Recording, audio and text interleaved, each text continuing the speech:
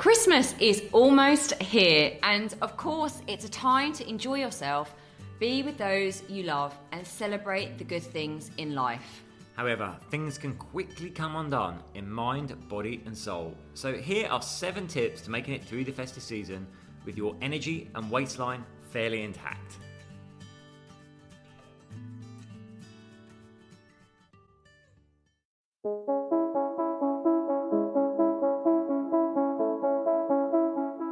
Hi, I'm James Davis. And I'm Claire Davis.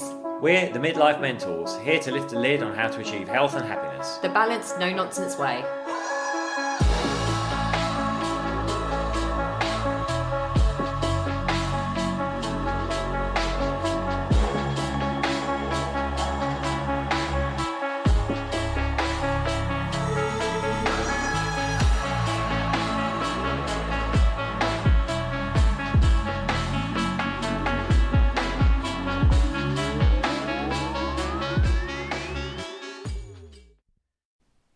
Hello and welcome to the Midlife Mentors with me, Claire. And with me, James. Well, that'll be a first. I haven't introduced us first for like a gazillion episodes. Well, you know, it is Christmas time, Claire. Are you giving me the gift of introducing us first? I am. Wow, the standard gifts this end are amazing.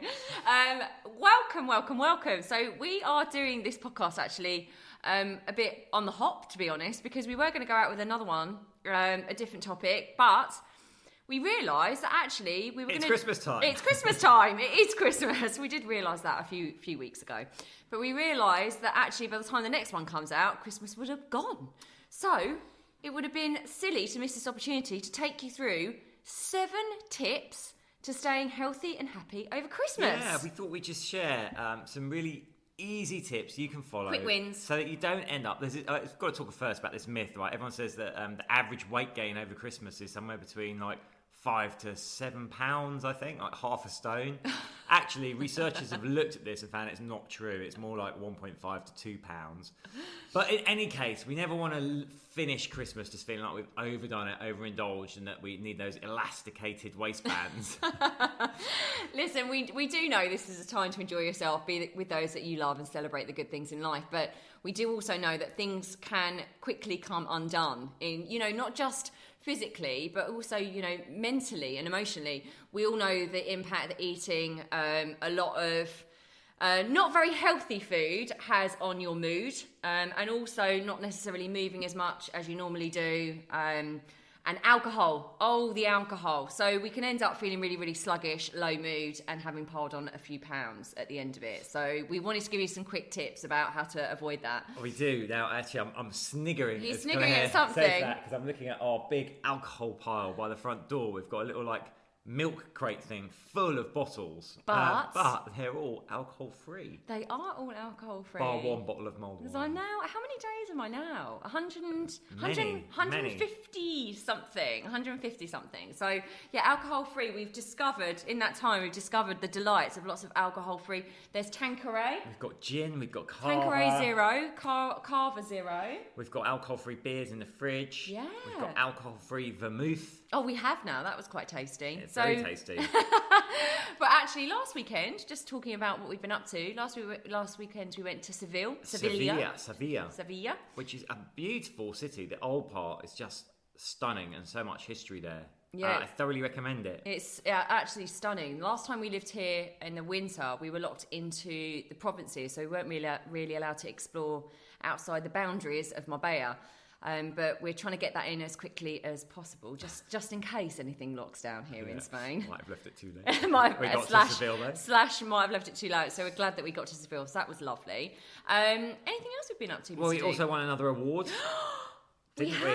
Have. Luxury service providers for transformational coaching. Which is amazing. Winner. So that's Winner 2021. 6 awards in 2 years. Yes. So always incredibly humbled and grateful. And actually, everyone plays their part in helping us win these awards, and you know, your listenership and your reviews and the lovely emails we get in are all part of that. So thank you very, very, very much. Thank you so much. So without further ado, let's get on with the 7 tips to making it through the festive season without energy and waistlines fairly intact. We should have worked a bit harder, really, and done 12 tips for the 12 days of Christmas. We should have worked a bit harder. 7 always feels like a good number, though, doesn't it? I love the number 7. 7's my lucky number. It's in everything. So, drum roll, let's go first. Do you want to go for number 1, mister? Yeah, the first one is just remember to drink plenty of water.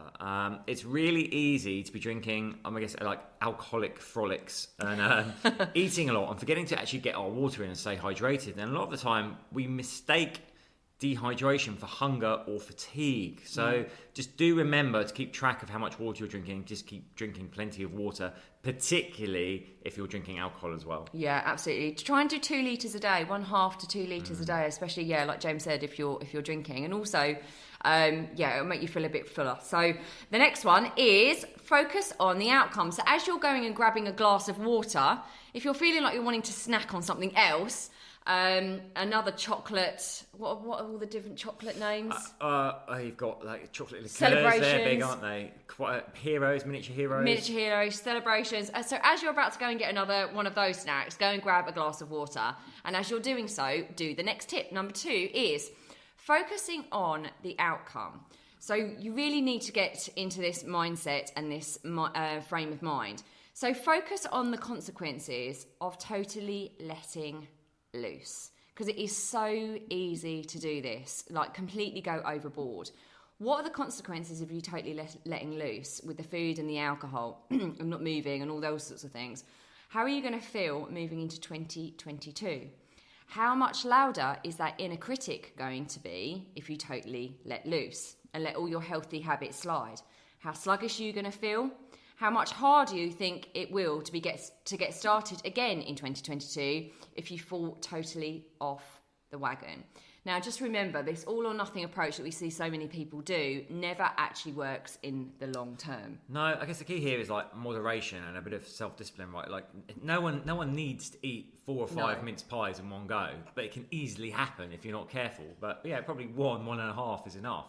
I say a great tip is like so many people, right, will put out like plates of mince pies around the house or have those big With boxes celebrations, of exactly. the celebrations, miniature heroes just sat out on the side. Mummy and Daddy Wiley, if you're listening to this, you used to be terrible culprits for this. So of course what happens, you're sitting there watching telly and you're like, oh, just in your eye line is the box of chocolates or the mince pies, so you just like mindlessly nibble on it. So just try and be a bit more aware of like keeping those things tucked away, getting them out when you fancy them, of course, 'cause it is a time when we do want to indulge and celebrate, but like Claire says, focus on the outcome. Like if you do have that 7th mince pie, how are you going to feel afterwards? Well, exactly. All this stuff is going to make you feel incredibly lethargic and sluggish at the end of it. So just think about, how you want to feel going into 2022, and how much harder it's going to be if you just keep eating those 5 mince pies and drinking another glass of mulled wine. Speaking of that, Mrs. D, we still need to work on our strategy for the food we've stockpiled for Christmas.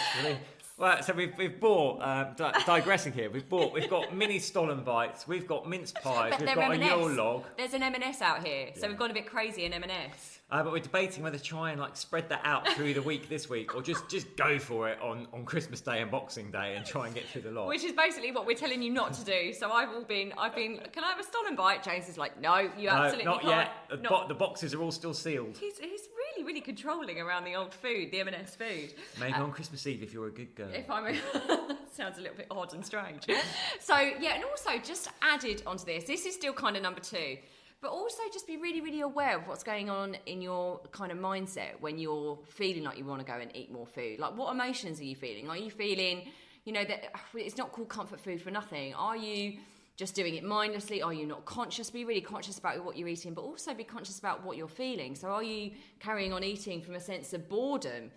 Are you feeling a bit low? Are you feeling I don't know, in a bit of fear about what's going on in the world? Just really, really name your emotions as well, because the correlation between what we are feeling and what we fuel ourselves with is completely directly linked. So just be really conscious of what you're feeling when you're just kind of unconsciously keep going for that food over and over and over again. Number 3, the biggie, is moderate your alcohol. I'm going to give you some specific tips around this because, again, of course, it's a time of year where we like to celebrate. The drinks can become a little bit too free-flowing. So first of all, we want to just ask ourselves, is again, like we do with the food, bring awareness to it. Do I really want that next drink? Do I need it? Do I need the brandy to chase down the mulled wine, the red wine, and the beer I've already had? Or could I do without it?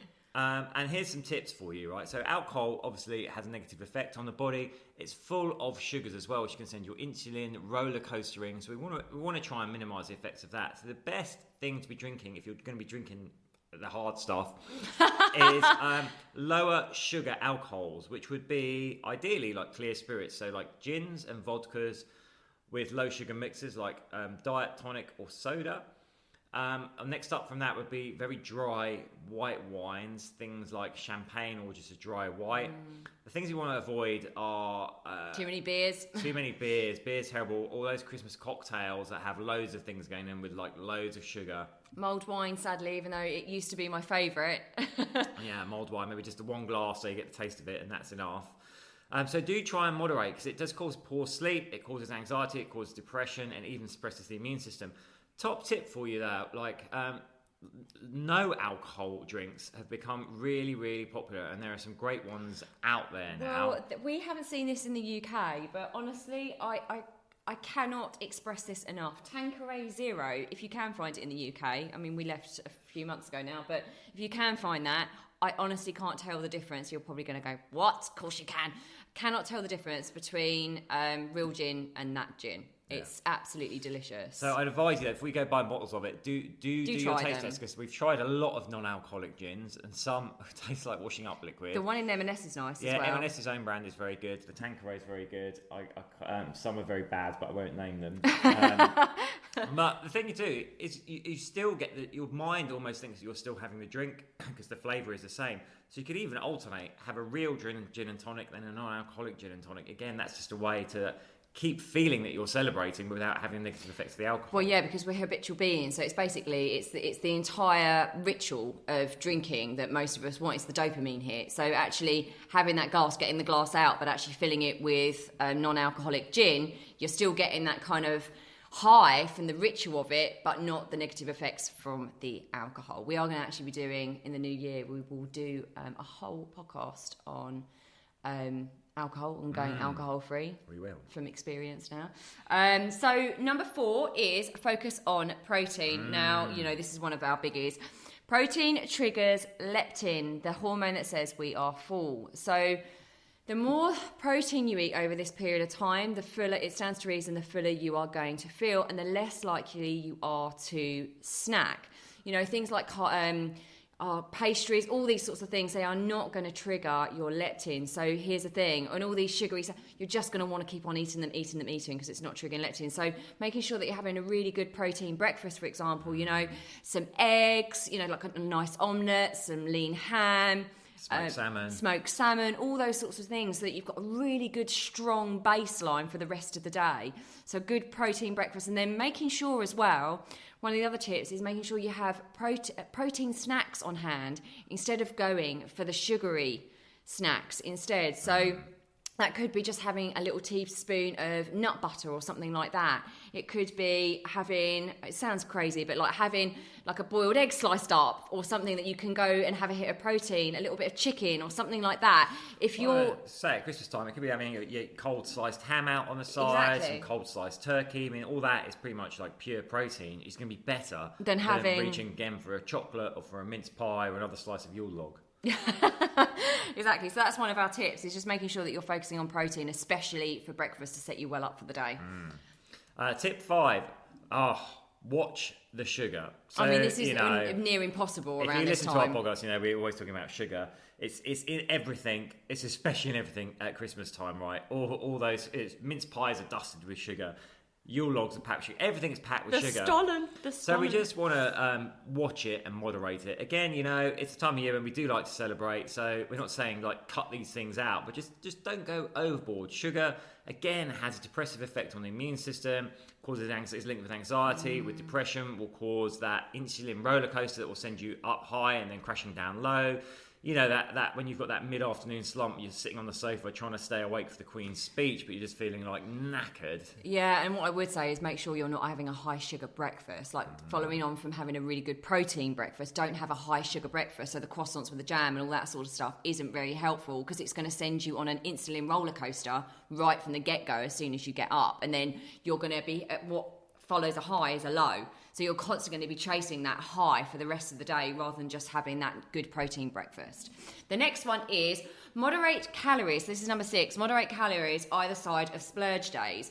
So this is what we're going to be doing. Yeah, so this is a really, really important one. Actually, this comes with planning as well. So you need to give yourself permission to prioritise your planning around this, the 3 Ps. So if you know you're going to be massively splurging on Christmas Day, of course you will be, and probably Boxing Day, moderate your calories a little bit on the days either side of that. So that will massively help balance what you're doing on those 2 days, so you don't feel like you're massively restricting. We're not saying only eat 500 calories either side of those days. We're not saying that. But just be really, really mindful of what you're eating either side of those days to really feel like you've got a bit of balance, and then you're not just you're splurging, you know, for an entire week, because it is only going to make you feel rotten. It really, really is. You're going to feel lethargic, low mood, low energy, and just feel like you kind of let yourself down a little bit, and that inner critic will come in. So there's one of the tips that I mean, this is something that we do all the time and with our clients. I mean, what Claire said, I like what Claire said there. Planning is key for this, because the thing is, you will overeat. Probably Christmas Eve, Christmas Day, Boxing Day, what those days and you also start to feel low after that. So the natural inclination then is to kind of keep eating to kind of bring your mood up. But over the long term, obviously that's not doing you favours. So have a plan. Like the day after Boxing Day, what are those light meals? And we'll come on to the next thing. What are you going to get outside and do? Yeah. Well, how are you going to move your body? Because this is key. A lot of us keep moving. Just sat at home on the sofa, watching the telly, not moving at all. So obviously, like, our calorie burn rate is going down at the same time that we're onboarding a lot more calories. So do commit to getting up and moving. If it's just like going for a walk with your family, a short walk around outside. But even better, if you can still, get up, do a workout, that's fantastic. Yeah, what you want to do over this time is carry on hardwiring your brain for this is my lifestyle. Otherwise, if you give your brain an opportunity, your subconscious mind, an opportunity to think, oh, hang on a minute, this isn't her lifestyle or his lifestyle. This isn't your lifestyle. I'm going to have time off working out. I'm going to let all of my food slide. I'm going to come in here and just sabotage this whole thing that you've been doing potentially for months at an end. And now I'm just going to undo all my hard work. If you give your subconscious mind that space to do that, it can massively and very quickly turn into a really negative spiral, and you will come undone. So this is about keeping like those rituals, that routine in this time, that you actually feel like this is a continuation of who you are and what you're doing, and then you're just having a few days where you're celebrating with friends, and you're going to eat a bit too much food, maybe drink a bit too much wine, but it's okay because I'm still moving my body. I've still got a plan. I'm still in control. I still know what I'm doing. It's when you completely lose control that everything starts to spiral. So moving your body, getting outside, getting some vitamin D, which again will help lift the mood. Get some, even if it's cloudy, you're still getting outside, and it will help relieve. Obviously, moving and getting outside into some vitamin D will help relieve some of the festive stress as well, which I know some of you might come up against. Not just generally with what's going on again in the world, but if you're it's not, you're basically locked in houses, aren't you, with people you might not always get on with. So getting outside, getting some vitamin D. Oh, I've got to go and do my workout. Just have a little bit of a break, and it's lifting your spirits as well. I'll be stressed when you're opening your presents. What have you got me? Saucepan set. For me to hit you around the head with. So we really, really hope you found that useful.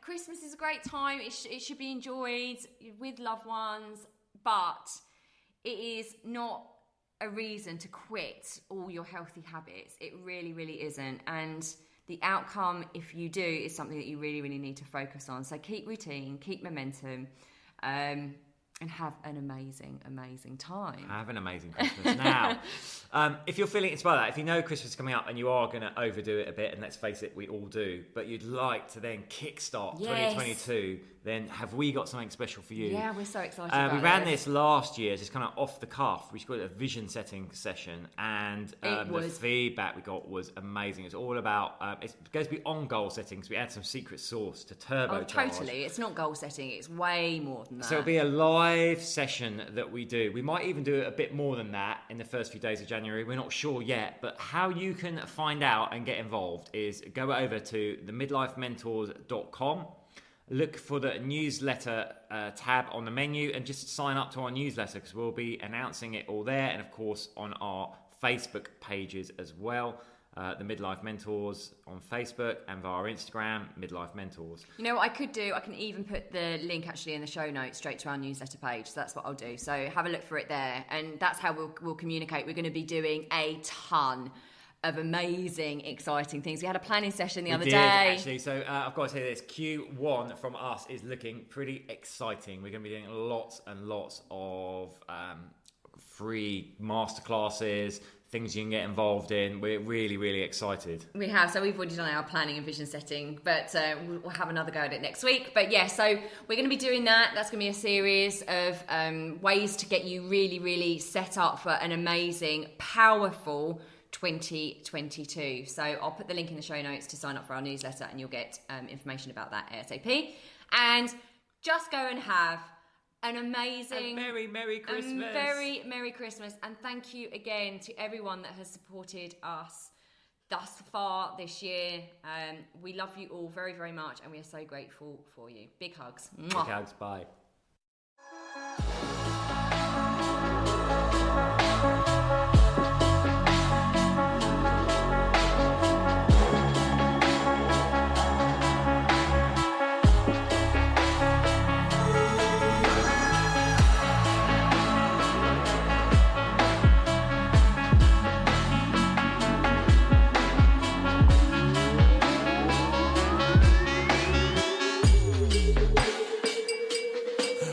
Yeah. You've been listening to the Midlife Mentors with Claire and James Davis.